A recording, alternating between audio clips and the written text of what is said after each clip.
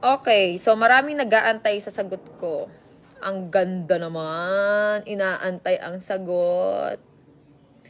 Meron kasing isang vlogger, may vlogger na nagpuputak daw sa social media kanina. Kasi busy ako kaya hindi ako makasagot agad. At nag-live pa daw yung vlogger na yun. Okay, eto lang masabi ko at this point. Ang dami ko nang isipin para isipin pa to. Okay? Una sa lahat, kalalaki mong tao para magpuputak ka ng ganyan. Ang dami-dami mong sinasabi. Left hand muna ako. Left hand muna ako. Para maganda tayo pagsasalita. Eto lang masasabi ko at this point na ang dami ko pang dapat unahin kaysa sa mga kuda mo. Okay, yung mga kinukuda mo hindi naman importante yan sa buhay ko ngayon. 'Di ba? Isa lang yung pinost ko pero ang dami mo nang sinabi. Parang naman hindi tayo naging magkarelasyon yan. 'Di ba? Once upon a time, naging maganda rin naman ang relasyon natin, 'di ba? At naging masaya ka at naging masaya ako noon. 'Di ba? Tama ba? Totoo 'yon na naging magkarelasyon tayo. Yung relasyon natin noon, hindi man perpekto, pero alam mong naging masaya ka at naging masaya rin ako. Alam mo 'yan. 'Di ba? Ngayon, sa nakikita ko, pinoprovoke mo ko na magsalita sa social media. Pinoprovoke mo ko na sabihin ko yung mga rebat na kung ano-ano. Sorry. Wala kang makukuha sa akin na kahit anong rebat.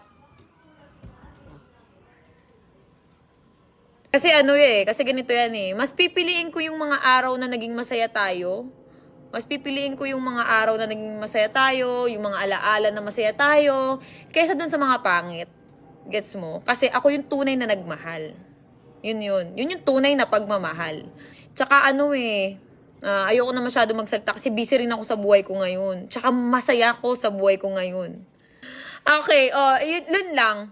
Ang sa akin lang, kung meron kang gustong gawin or patunayan sa eksena na to, daanin na lang natin or dalhin na lang natin sa magandang avenue. Yun. Doon na lang natin dalhin. Sabi ko nga sa'yo, di ba? Kalalaki mong tao, dinaig mo pa ako. Kung ano man yung purpose mo sa pinaggagawa mo, bahala ka. Buhay mo yan. Sa ngayon, mas importante sa akin yung yung peace of mind ko. Mas importante sa akin ngayon yung protektahan ko yung peace of mind ko at peace of mind ng pamilya at anak ko. Yun lang yung gusto kong sabihin. Tsaka eto pa, teka lang. Huwag mong iisipin na duwag ako, natakot ako. Alam mo yan kung gaano ko katapang. Okay? Ginagamit ko lang to.